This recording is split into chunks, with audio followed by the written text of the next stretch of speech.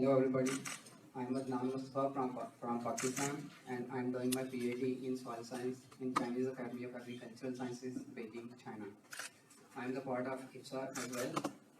Today I'm going to present my research work entitled Stability of Organic Carbon in Typical Black Soil Under Long-Term Fertilization in China and casting some implications for global climate change. Uh, well, as an environmentalist, as we all know that soil organic carbon is of prime importance because of its healthier importance in the global climate change, and its balance has to be maintained for the proper ecosystem functioning of the ecosystems. Therefore, this balance has to be maintained by the stability of the soil organic carbon, and this stability of soil organic carbon can be defined as its resistance against decomposition, and this stability of soil organic carbon plays a key role in long-term carbon sequestrations as it potentially feedbacks soil carbon stocks to global climate change. Uh, well, uh,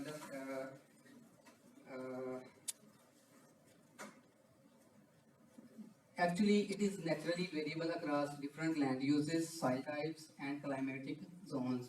And I would like to mention here that global soils contain more than 3 times of soil organic carbon as does it contains in vegetations and oceans as well. So this statement highlights the importance of stability of soil organic carbon because even a small concentration even a small fluctuation in atmospheric carbon concentration may have the dramatic impacts on the global climate change. As we have seen here in different sessions of APFW that a lot of long-term projects aiming on protecting our environment from forest point of view and the environmental protection point of view have been undergone, and they have mentioned the potential to protect our environment from the harmful emissions of greenhouse gases in the environment. Therefore, taking on edge from this, I would like to introduce. Actually, in soil, the soil organic carbon consists in 3 different pools, and these are highlighted in this figure. That the first pool is being the labile one, or we can call it as very short-lived pool, and this the oxidation of this pool derives the food web and different cycling of different nutrients which are in turn are productive for the agricultural production point of view. The other one is the intermediate pool, and the third one being the stable or recalcitrant pool, which is very long lived, and this pool is really important for the long-term carbon sequestrations and for the climate change observations. So, keeping in view, this research was planned to evaluate the stability of soil organic carbon and its potential link between the chemical stability of soil organic carbon. This research was aimed by fractionating bulk soil into different fractions. The reason behind fractionating this soil, the bulk soil into different fractions was that in the past people tried incubating and finding stability of soil organic carbon from the bulk soil, and then this bulk soil was used to compute with the other mass balance equations to compute different fractions or different pools of the soil organic carbon. But here I moved a step forward and I fractionate the soil, and then I incubate these soils into the laboratory incubations in order to find out how much is the potentially mineralizable carbon emitted in the atmosphere. So from this point of view, we can have a look that for this research work, the potential link between the chemical composition of soil organic carbon and its various fractions with its biological stability can be found out. And here I would like to mention that as it has been well established that The soils under forests contain more carbon than does the other ecosystems. Therefore, a lot of forestry projects has been undertaken worldwide. So here I would like to finish my presentation with the conclusion that once the results of this research work have been established, this knowledge will underpin the necessary decisions taken for the environmental protection by the policy makers and other environmental protection agencies. Now I am leaving mic for the next presenter, but my question will remain open. A part of many factors that forestry can protect our environment, like forests encourage rainfall and reduce environmental emissions, reduce environmental pollution, and other off-site impacts. But my question is, can the planting of millions of trees save our planet? Thank you very much. Thank you, Adnan. May I remind the presenters to keep your presentations under 4 minutes. Now, may I call on our next presenter, Ms. Chun Faradiba.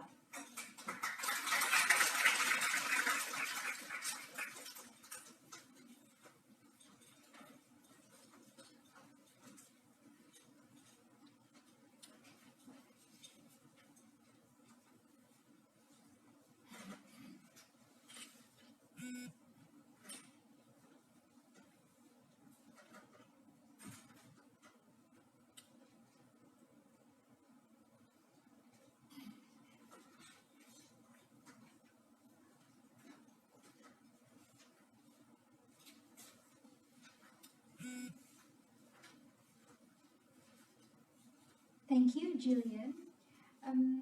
Good afternoon, everyone. My name is Chut Faradiba. I am the member of International Forestry Student Association, local committee, IPB Bogor, Indonesia. In this lovely afternoon, I'm going to present to you our research project about non-timber forest products. So the title of our project is Opportunities of Community-Based NTFP Eco-Enterprise in Arung Santek, West Nusa Tenggara, Indonesia. So, Arung Santek is one of the villages in Moyo Island that known for its big contribution for providing Sumbawan wild honey. Actually, there are two main NTFP product of Arung Santek, which is cashew and wild honey. The Sumbawan wild honey has a high economic value and has a big contribution on generating the income of the villagers. And also for that reason, there's a lot of people in Arung Santek prefer themselves to work as a honey harvester. But Sumbawan wild honey is a top local wild honey in Indonesia because it's well known as its nutrient content and has a lot of potential in the market. But there are several problems that faced by the development of Sumbawan wild honey as NTFP in the aspect of management, marketing, and forest sustainability.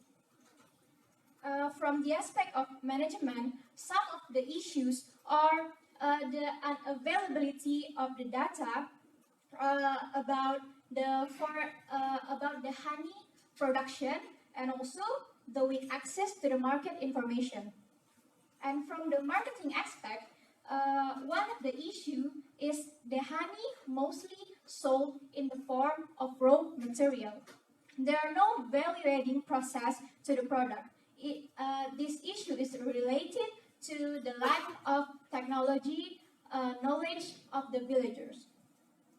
So the method that we use in our research is literature study that further analyze with descriptive qualitative.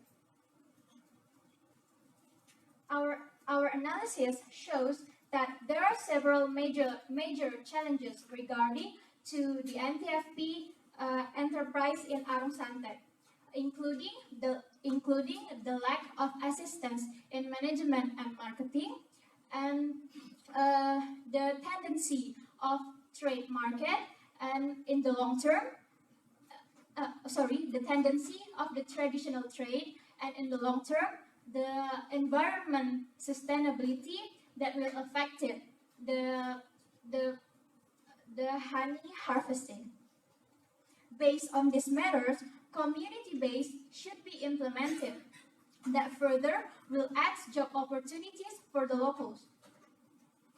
Our study concluded that with enhancement of the technical assistance and the empowerment of the locals would give a promising potential that offers ecological, economical, and socio-cultural services.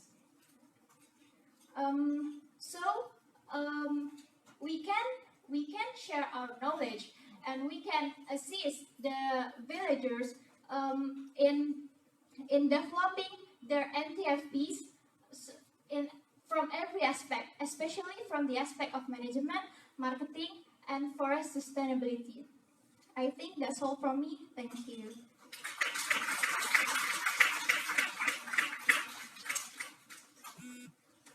Thank you, Jude. Moving on, may I call on Kirani Norlegita for the next presentation.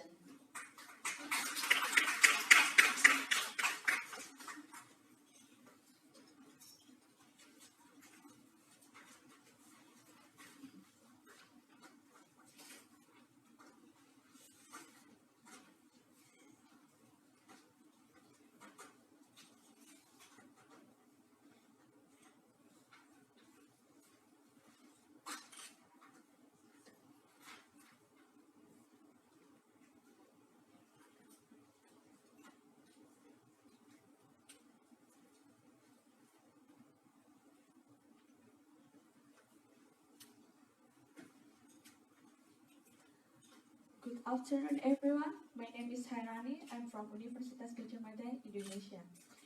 In this good opportunity, I would like to present my research idea about e-farming, electronic forest farming, digital startup for increasing self-reliance and economic of forest communities in Ngawi, East Java, Indonesia. As we know, in this era, we heard and saw a lot of breakthrough and development in applying digital technology in various sectors. We saw the potential in forestry and forest product to also utilize the technology and enter in digital startup market. So, based on the case study in Nganchar village, we have constructed an idea to build the digital application to help the forest community sell their forest and agriculture product and help them to get the higher economic income. The e-farming is an application that concerns in selling and buying of forest and agriculture product, and it offers some features that provide many information for forest community, especially about networking access and marketing. So there is five main feature in e-farming. For the first feature is online talk. It provides a platform for forest community to have online discussion, online consultation with the experts such as lecturer and researcher. And the second feature is call for volunteers. It provides platform for forest community to get involved in environmental activities such as tree plantation, tree maintenance, and it could be collaborated with the student, NGO, or forestry institution. And the third feature is education for environment. It provides many information about the current forestry and environmental issue such as plant and pest and plant disease, and also potential of non-timber forest product. And the fourth feature is business. It provides weather access marketing between the forest communities with the buyer. And the last feature is donation for the environment. It promotes the preservation and also sustainable development for the environment, and also build the access between the forest communities with the forestry institution or who engage in environment sector, for example, donation in CSR program. So air farming could help the forest community expand from conventional marketing by utilizing the technology. And we aim that air farming could help to solve the forestry problem by empowering the forest communities. And this whole air farming idea is still under development, and we do believe that it has many potential that we could maintain ahead. So in this good opportunity, we are very open for any suggestion or advice um, if any audience has more experience and information about digital technology, so willing to share their knowledge with us. And through my presentation, I hope I can inspire my friend as the youth, the future generation to give your contribution to approach the brighter future in forestry. If you say you, let's spend with us. Thank you. Thank you, Rani. Calling on next is Ms. Nabam Sonia.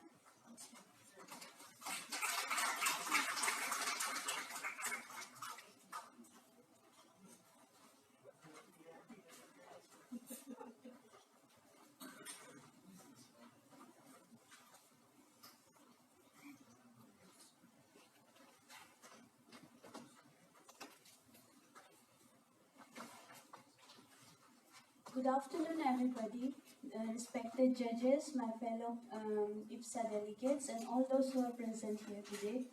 My name is Nabam Sonia. I come from the beautiful land of India. I belong to the Nishi tribe of Arunachal Pradesh, and today I am going to present about a very beautiful animal that is endemic to the northeastern region of India, especially focusing on the Arunachal Pradesh area.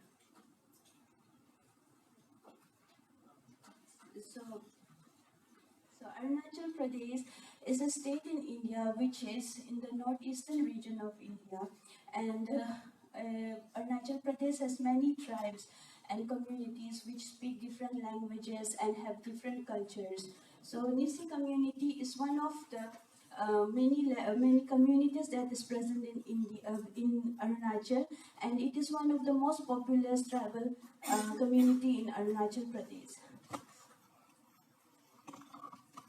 The Nishi community belongs to the Tibeto-Mongoloid race, and then the language belongs to the Tibetan-Burman family.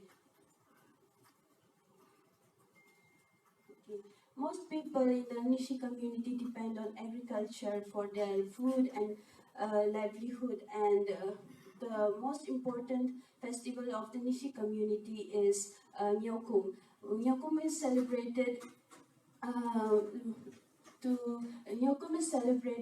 to honor nature and as a thanksgiving to the nature uh, for surplus harvest of the year and for good year ahead.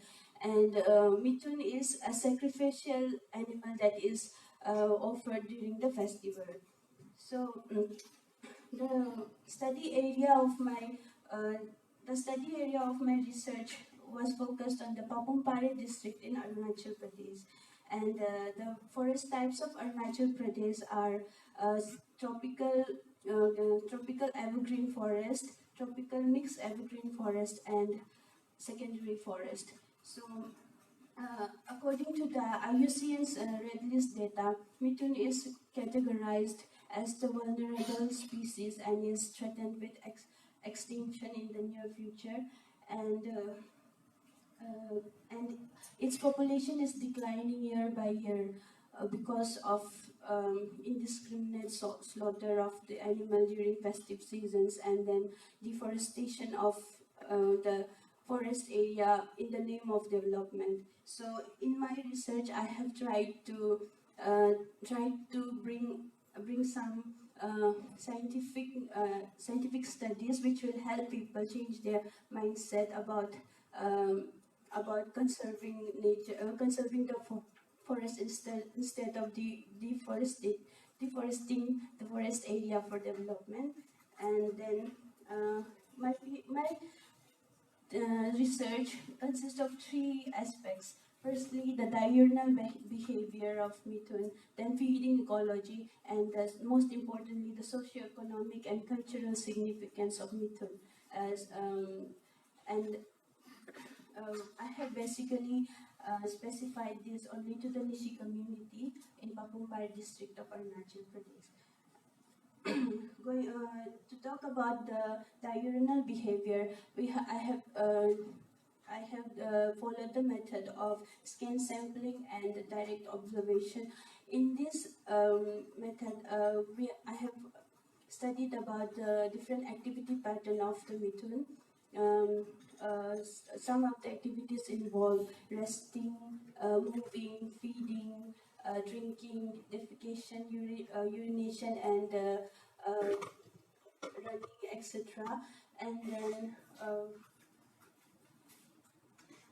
and I have also found out that the methuen has a great liking for salt, common salt. The reason behind this is because the area is falls under the region where there is heavy rainfall, and due to the heavy rainfall, the essential macro and micronutrients in the soil is leached out, and then the methuen does not get that much of the nutrients that it requires, and so it loves the salt, common salt. So moving on to my the next section is the feeding ecology. Methuen is not reared as the common cattle in the northeastern region of India. It is a free-ranging animal, and it is not stall-fed. It prefers feeding on natural forage from the forest. It is free-ranging, and the owner only goes to look after the methuen inside the forest, and whenever it is needed for some occasions, then only the owner goes in search of it. And they identify the methuen by special markings in their ear. They give it some unique ear marks like the cut in the ear, or they can identify the methuen by spots in their body. So these are some traditional methods that they use to identify their own methuen. And methuen is very much important for the Nishi community. It starts from the birth till the death. When there is a birthday party, someone will sacrifice a methuen. When there is a election party, their methuen is sacrificed. For picnic, their methuen is sacrificed. Methuen is sacrificed in so many occasions, and the most disheartening thing is that people, even though they give so much importance to the methuen, their population is not being considered, and they do not know the danger of it being and becoming extinct. And so I would like to give the message to people to not to stop the unnecessary slaughtering of the methuen, and we can see the importance of methuen, but because it helps sustain the community in financial stress especially. And one of the most important uses of methuen is during marriages. When the bride has to be married to someone, the bridegroom has to give as a price of marriage to the bride family. And this in the picture I have shown um, uh, the cultural value. The first picture shows Nishi tribe in their traditional attire. The second picture is the bond between the person and the owner and the methuen. The methuen is very much very much docile, and it is very familiar with the owner. It is not afraid of the owner, and whenever it craves for salt, it comes to the owner's house to ask for salt.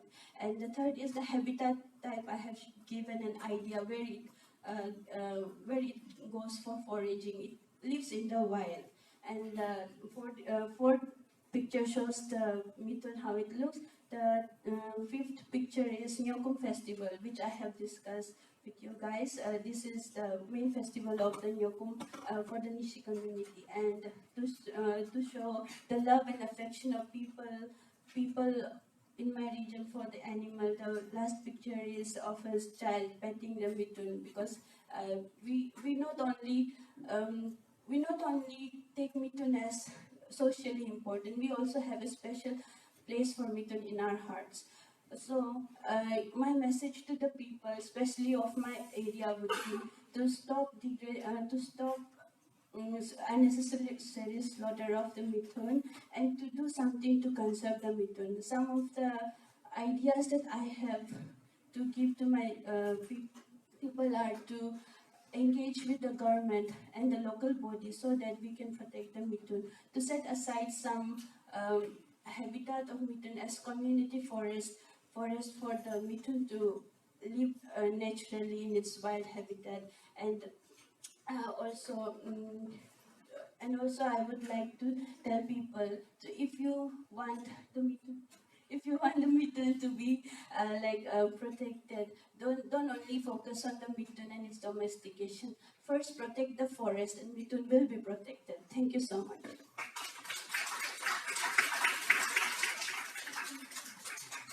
Thank you, Sonia. May I remind again the presenters to keep their presentations within 4 minutes. You can look at this to Jai. She will give you the sign that it's already time's up. So now may I introduce to you our next presenter, Ms. Andrila Basu.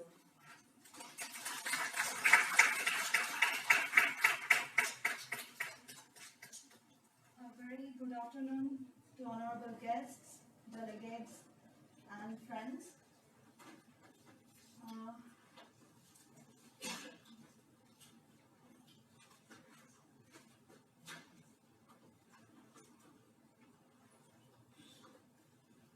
As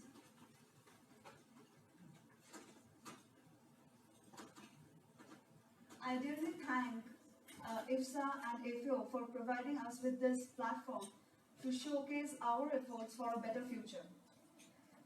With soaring technology, industrialization, as we proceed in Anthropocene, we tend to quite forget that the forests, ecosystems, and natural landscapes are source of all our raw materials, cradle of ecosystem services, and harbor biodiversity, crucial for our own sustenance, our health, peace, and prosperity.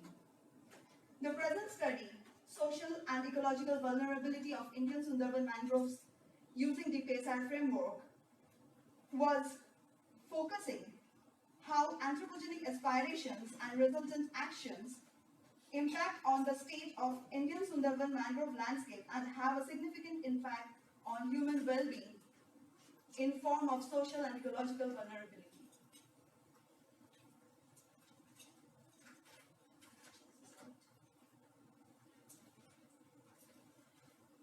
Mangroves are highly productive coastal ecosystems pressurized by human activities for their ecosystem services. Using both primary and secondary source data and DPSIR framework, driver pressure, state, impact and response framework, we studied, and multivariate data analysis, we studied the Indian Sundarban Delta, a UNESCO heritage site and Ramsar wetland, dividing it in 3 zones to easily interpret the cascade effect of human aspirations on human well-being. Our study shows that the drivers were change in economic aspirations post-Ayla and a cyclone which devastated the Sundarbans in 2009, providing an opportunity for funds to inflow and development and tourism. Our drivers were the forestful dependency and change in economic aspirations post-Ayla. Our pressures were huge impact of land use, agricultural productivity decrease, and soil and water quality, with special emphasis on salinity and pH. our states identified were development, which is a debtor to vulnerability definitely, but when in an unbalanced way increases vulnerability. Mangrove ecosystem dependency, mangrove ecosystem condition, mangrove awareness. And the impacts were migration of local communities, societal health, and mangrove ecological health.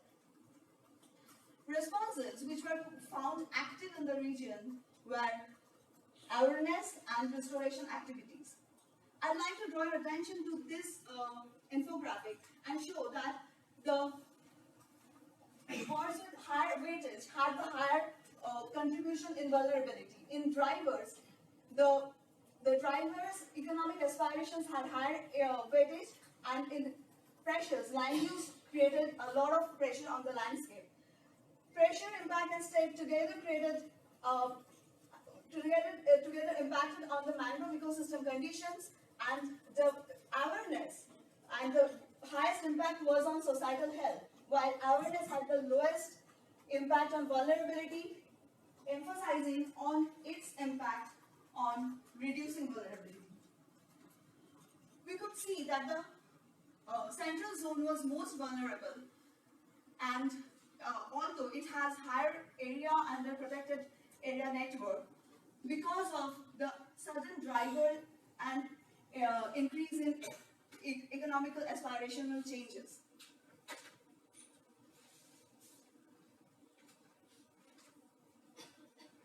I'd like to say, with tourism, the central zone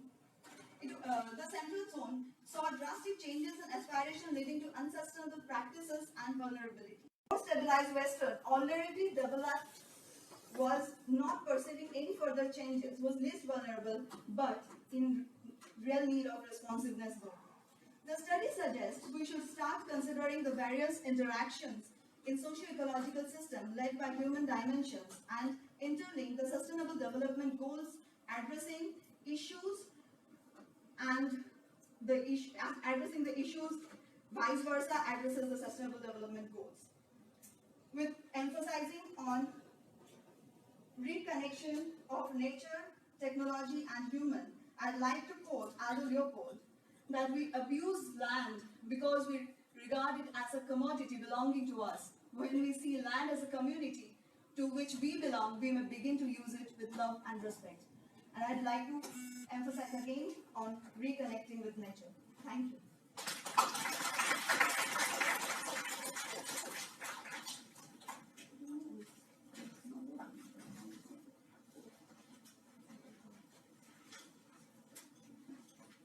Thank you, Andrea. Calling on next is Song Min Shin.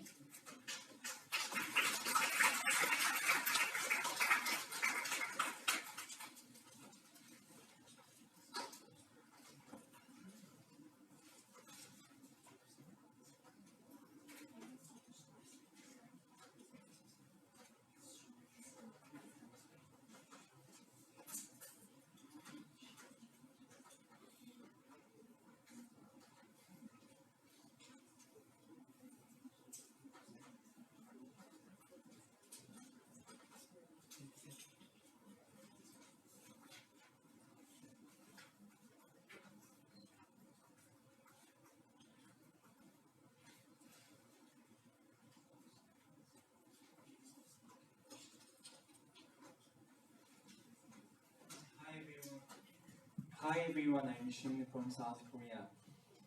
As I can see, many of you live in cities like Bogor, Melbourne, and so likewise, 55% of the global population live in urban areas and expected to increase to 68% by 2050.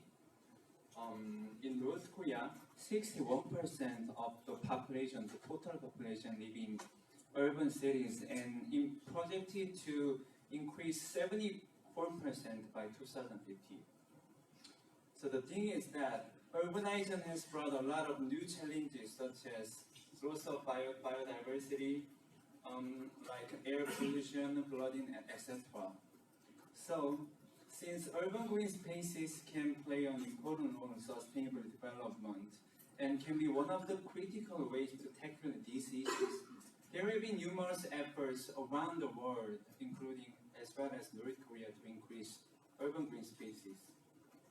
So basically, my study area is North Korea. I'd like to throw you a question. Is there anyone who's ever been to North Korea? Oh, wow, I didn't expect that. Probably not. Me neither. Because we have the limited access to North Korea. So we chose satellite images to study, to investigate the images, to see, to look into the urban green spaces in North Korea.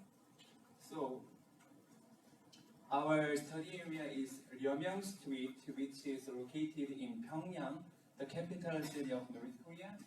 The street was in 2000 was less developed than other areas in Pyongyang. But after the urbanization project, as you can see, there are a lot of buildings, so which became literally forests of buildings. So the result says that from 2000 to 2015, the green spaces has increased by 30%. Even building spaces also increased by 20%. But after the urbanization project, the green spaces a little bit decreased, but considering the building capacity increased by 75%. So we can say that they still consider green spaces important. So in conclusion, so North Korea has put considerable efforts to increase green spaces and to maintain the green spaces even under the urbanization process. So I hope this study can help you understand the urban greening process in North Korea and will contribute to the design of urbanization, like urban development and urban planning in North Korea and Korean Peninsula, so as to make Korea Peninsula more peaceful and much greener. Thank you very much.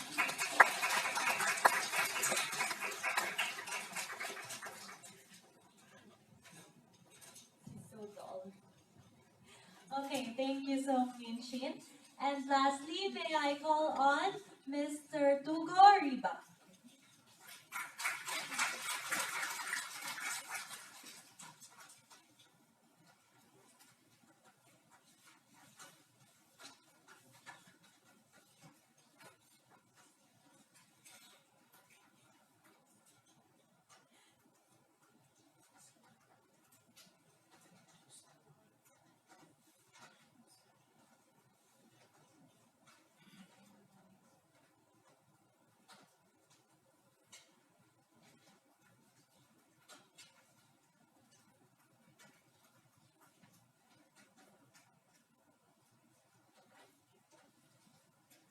Hello.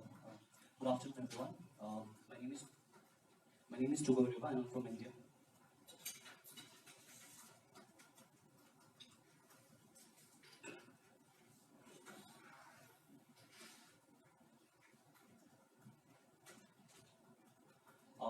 The forest ownership patterns in India is diverse and complex, especially in the northeastern part of India, dominated by tribal communities, each with distinct cultural, linguistic, and social identities. My home, the province of Arunachal Pradesh in India, is a part of the Eastern Himalayan biodiversity hotspot. As much as 80% of its land area is under forest cover, making forestry the most important land use. Of the total forest cover recorded, the government-owned forest accounts for 40%, and the forest owned by communities, which is known as unclassed forest, accounts for 60%. So these unclassed forests, they are a unique category of forest because they are owned and managed by the communities. They are legally under the name of the government, but actually managed and owned by the communities. So there is a great diversity of use, management topologies, and forest governance arrangement in these unclassed forests. These forests are sites for wildlife and many tribal dwelling forest communities whose survival is linked to these forests. Given the political autonomy granted in the Indian Constitution to the tribal communities in the northeastern part of India, the status or the conservation of such forests, they stay beyond the purview of forest or wildlife laws. The last 2 decades has seen losses of forest owing to many economic policies meant to facilitate mineral and hydro power resources in the northeastern India. So it threatens not only the forest and wildlife, but also the cultural linkages, forest-based livelihoods, and the inherent traditional knowledge systems. So in the process, the age-old equilibrium and the peaceful coexistence is imbalanced. So one such glaring instance is the very endearing but endangered red pandas inhabiting the eastern temperate broadleaf forest of the eastern Himalayas. And a study in Bhutan, a country guided by the philosophy of gross national happiness, where happiness and well-being of a citizen is a priority of the government, reveals that the presence of red panda and the well-being of the Himalayan ecosystem are interdependent. So red pandas are habitat specialists and they require primary forest for their survival, which makes them a good indicator species for the temperate broadleaf forest. These primary forests, they support a wide range of species. They also absorb more carbon because of the large size, besides providing many other ecosystem services like controlling erosion, regulation of water supply, nutrient cycling, air filtration, etc. And these forests are also intrinsic to human subsistence and socioeconomic development. So there exists a conflict between the needs of the red panda and the needs of the people. So where there is conflict, there is no peace, and where there is no peace, there is no well-being. So with this study, I intend to bring out the empirical data on the drivers that threaten the biodiversity in the form of proximate drivers, which are local in nature, such as fuelwood collection, hunting pressures, dependence of people on forest, etc., and remote drivers in the form of market-driven demands, political instability, and economic policies, etc. And also understand the tribal dynamics in the study area and assess the factors for the changing scenario in the land use systems owing to recent developmental activities. And finally, create a way forward measures in the form of action plan or manifesto for contributing towards the sustainability of the forest. So I believe that wildlife conservation can, based on community-based models, especially of charismatic species like red panda, can become the archetype of saving our forest habitats. Species like red pandas, they make an ideal flagship species for harnessing public support for prudent natural resource management. And community-based conservation models, they reduce management costs, ensure social justice, and improve the livelihood and income of the communities. So we need more people, especially youth, to come forward to take up the responsibility of the conservationists. And to me, the first step begins by embracing eco-friendly way of life, and thereafter comes education and awareness, which then must be turned into action. Though we may come from different corners of the world, as IFSA delegates, our objective is one, to create a world that appreciates forests. My idol, Carl Sagan, a cosmologist, he said, "The Earth is the only world known so far to harbor life. There is nowhere else, at least in the near future, to which our species could migrate. Visit, yes. Settle, not yet." So it underscores a responsibility to deal more kindly with one another and to preserve and cherish the blue planet, our Earth, the only home that we have ever known. Thank you so much.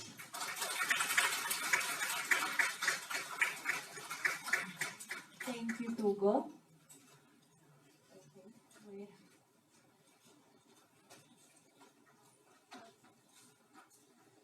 I'll just go back to our slide. Okay, there you go.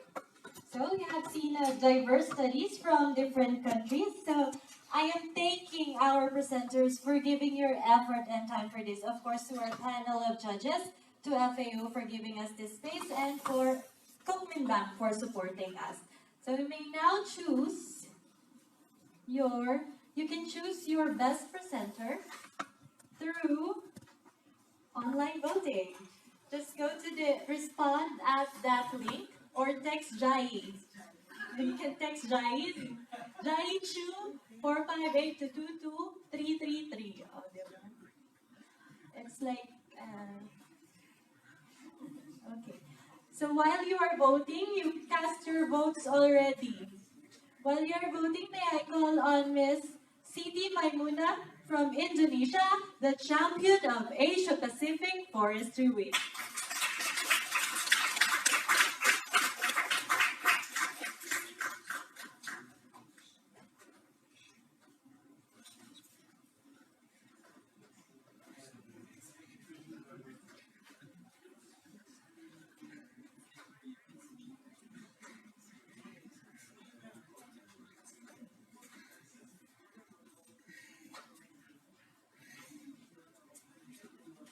Okay. Assalamualaikum warahmatullahi wabarakatuh. My name is Siti Maimunah. I am from Palangkaraya, Central of Kalimantan, Indonesia. I have many activity in the forest, and thanks for IFA to inviting me to share our information about my activity in the forest. This is my activity.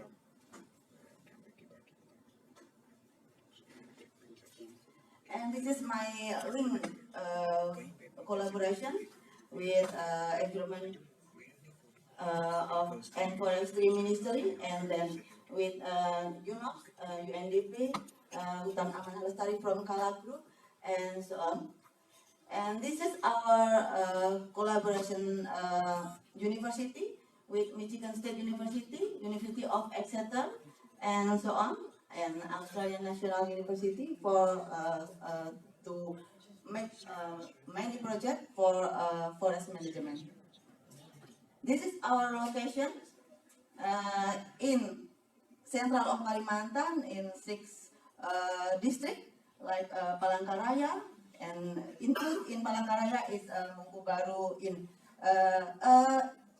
University Forest that I am a director of my University Forest, and Barito Selatan and Timur, Pulang Pisau, Kota Waringin Barat and Timur, and Kapuas. This is my activity in a truly activity for forester.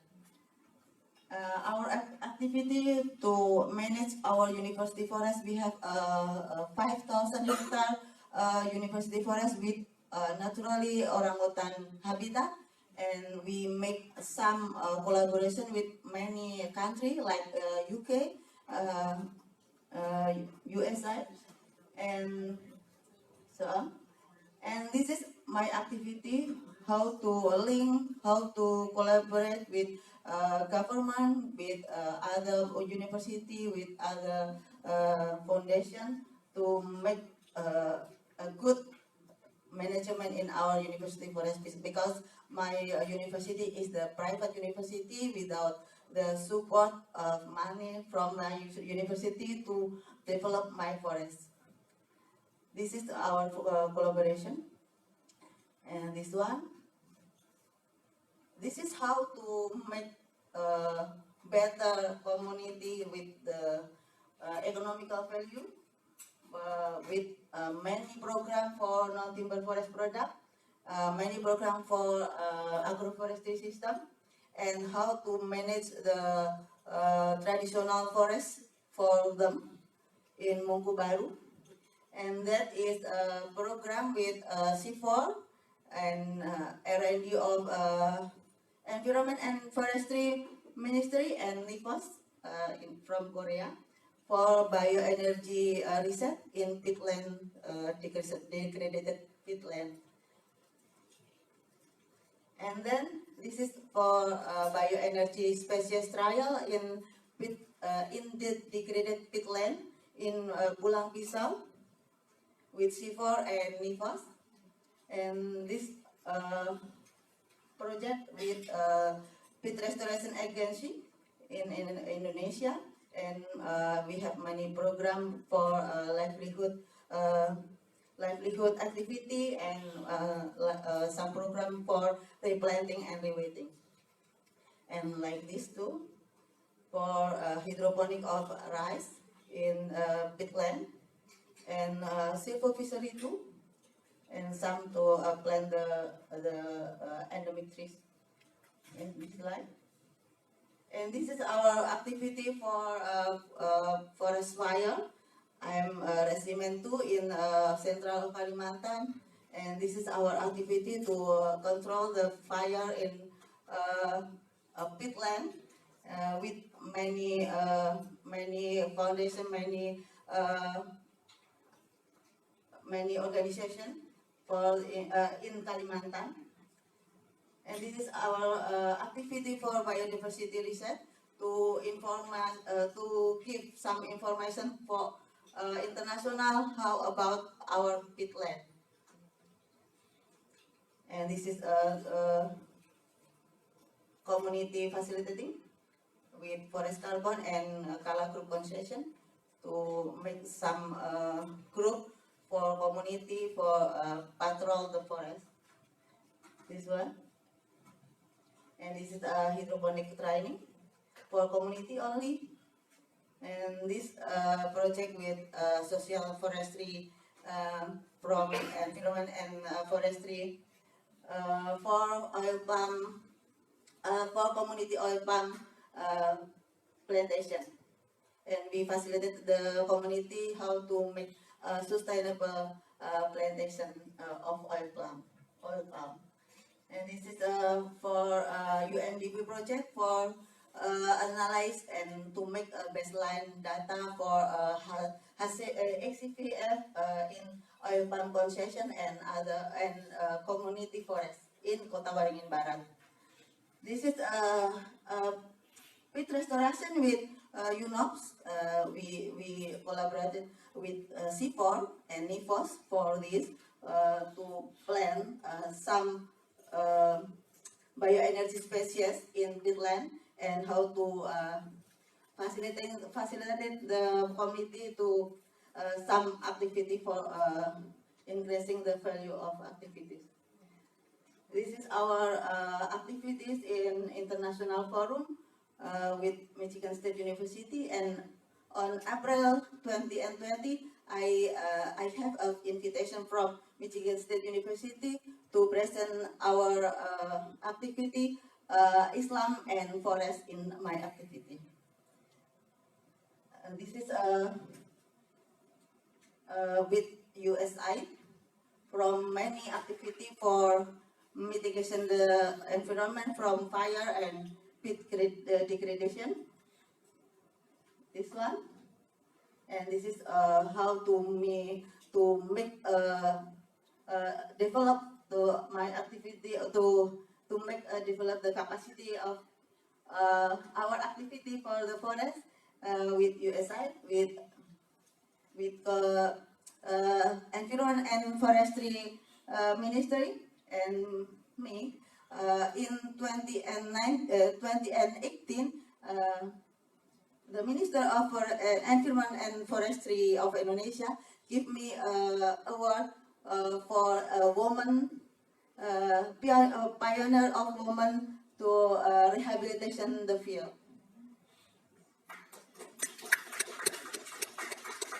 This is our activity in the field, only in the field, not only in the room. I am a truly forester.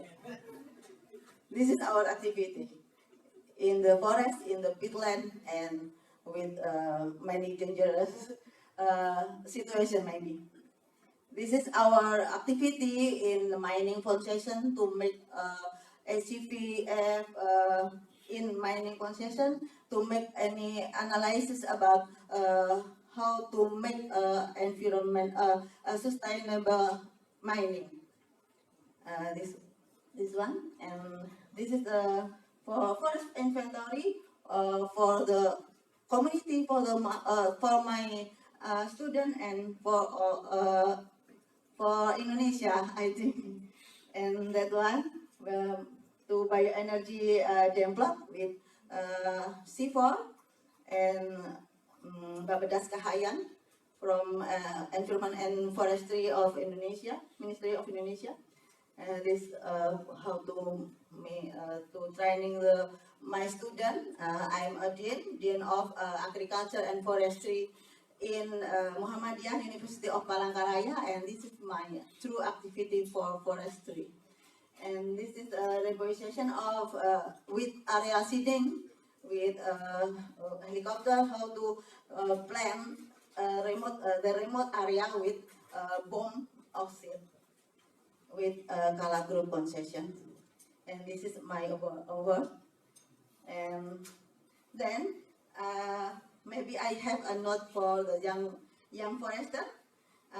Never give up to shortcoming and or constraint to develop your forest. And in the past forester, its main area such as activity like cutting trees, sensor, mining, and in present forestry is about villager empowerment, woman activity, like no timber forest product activity and gender, and forest need more inspiration from the woman. And the one from the young forester, forestry before my period is how to exploitation the forest. In my period is how to plant the trees like silviculture science. And now in young forester, how to protect our last forest with your style, with a truly activity as a true forester. Thank you.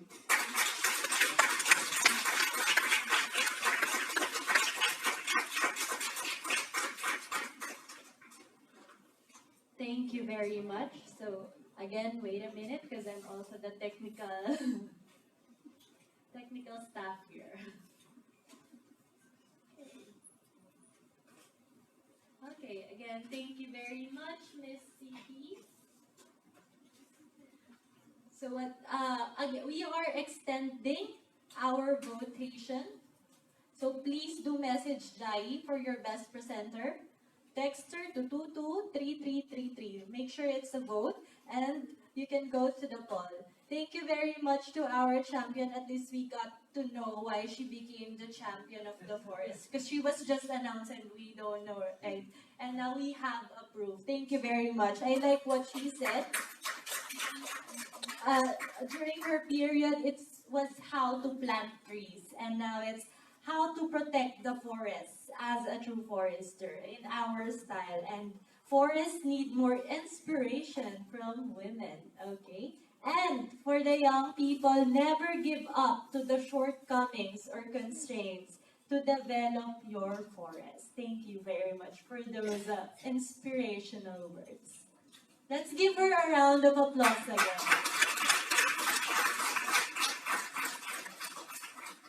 So I'm still giving you time to vote for your best presenter for the Young Forester Summit. Go grab your phones. Young people, go grab your phones and vote for the best presenter. We have Adnan for the stability of organic carbon in typical soils under long-term fertilization in China. Implications for climate change. We have letter B, opportunities of community-based NTFP, eco-enterprise in Arong Santek, West Nusa Tenggara, Indonesia. And we have letter C, electronics forest farming, digital startup for increasing self-reliance and economics of forest communication in Ngawi, East Java, Indonesia. We have letter D, diurnal behavior, feeding, ecology, socio-economic and cultural significance of Mithun, in Nishi community in Papum Pare district of Arunachal Pradesh, India. I'm sorry if I'm pronouncing some other stuff wrong. And we have social and ecological vulnerability of Indian Sundarban mangrove using DPSIR framework.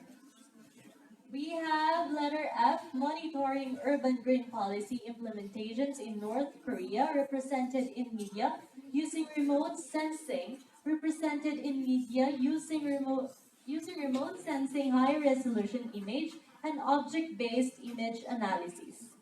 And lastly, letter G, distribution, status, and community-based conservation of the red panda in the Menuk Landscape, Shiomi District, Arunachal Pradesh. Okay, I think did I pronounce it right? I'm so sorry. Okay, I think our time is up for the voting. May I have this opportunity to award our presenters with a certificate of participation. Certificate of participation for participating in the Young Forester Summit at the Asia Pacific Forestry Week 2019 Forest for Peace and Well-Being, held on the 21st of June 2019 at Songdo Conventia, Incheon, Republic of Korea, signed by Mr. Thomas Hoffer, FAO RAP Senior Forestry Officer, and Sylvia Miklat, ESSC Executive Director. May I call on our first presenter, Mr. Adnan Mustafa, for the awarding of certificate and pictorial.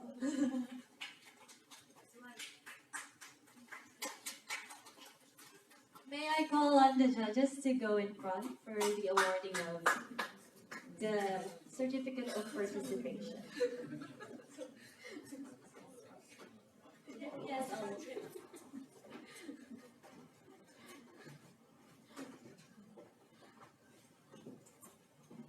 to award the certificate of participation, we have our panel of judges, Dr.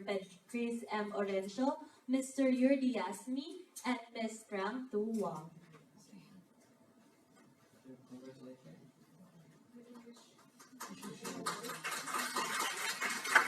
Next, may I call on Ruth Faradiba.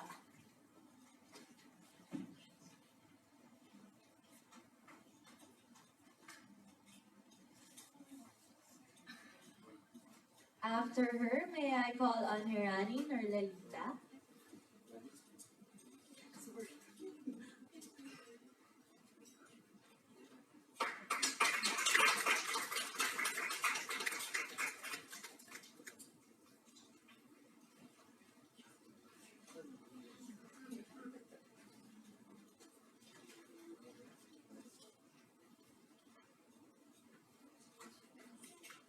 Thank you, Rani. Next, Ms. Nabam Sonia.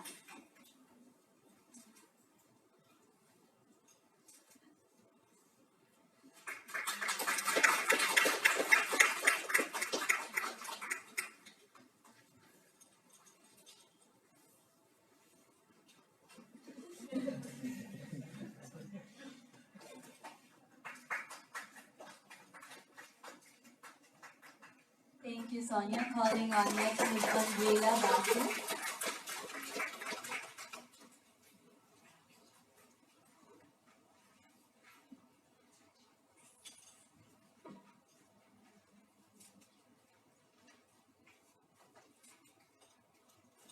Thank you, Andrea. May I call on Mr. Song Min Shin.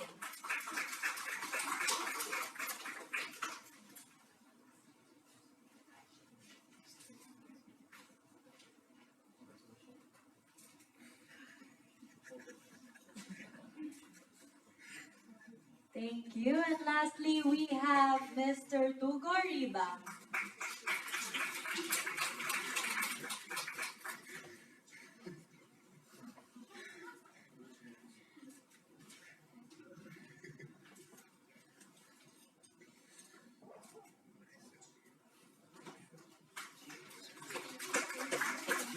Thank you very much. May I ask the judges to stay because we already have the results from the voting and the scores from the panel of judges. So, okay, I will. Our best presenter for this year's Young Forester Summit is. Thank you very much for that sound effect, Mr. Yong Min. No, I'm sorry. Mr. Song Min Shin.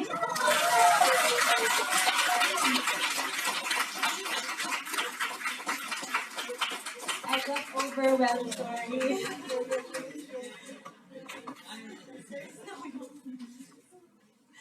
Congrats.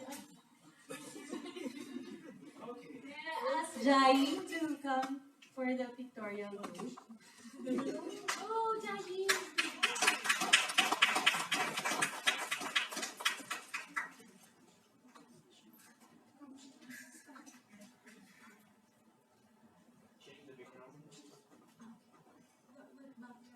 The one with Young Forester Summit. What part?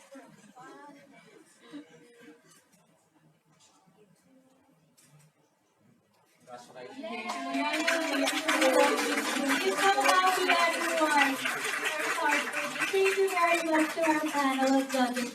And to give the closing remarks, okay, we're already on the closing remarks. May I call on Ms. Paula Maria Sarigumba, Forest Policy and Sustainable Agriculture Specialist in FAO RAP and also an IFSA alumna.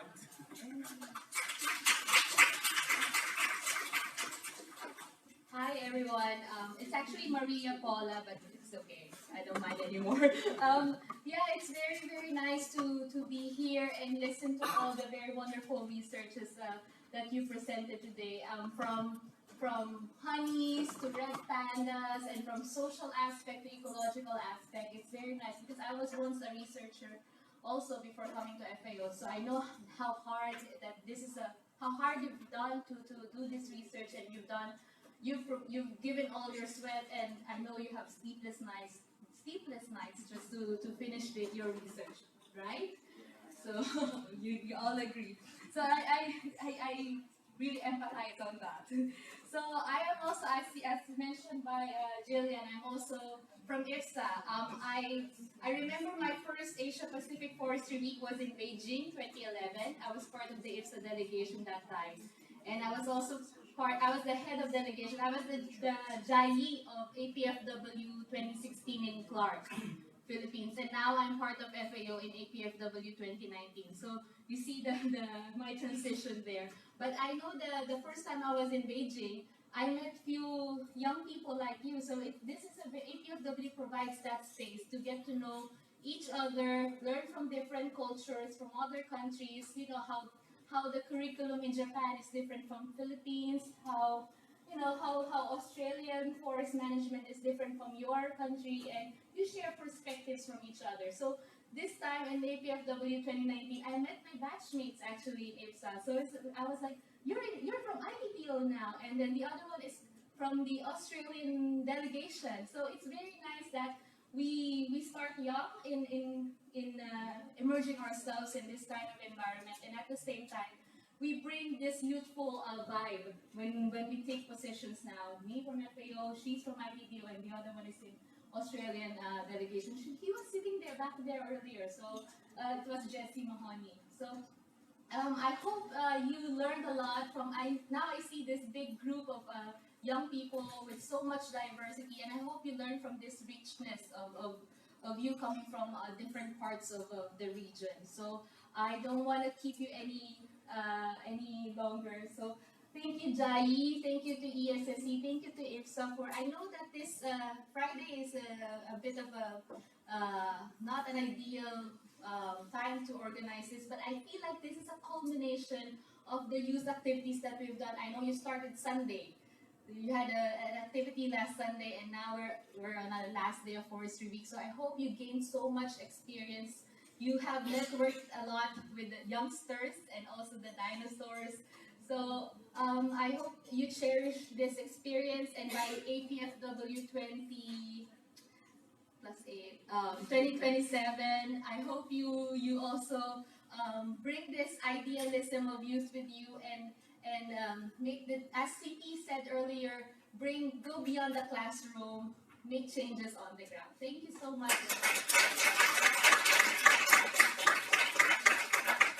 Thank you, Paula, for that closing remarks, and that is it. So I would like again to thank FAO for giving us this session, this opportunity, this space for the presenters, for the youth to present their research and to show their capability of presenting. Thank you, ESSC. Thank you to the panel of judges again and again, and thank you, Incheon Bank, for supporting us. Again, I am Jillian Batan from the Philippines, and good afternoon.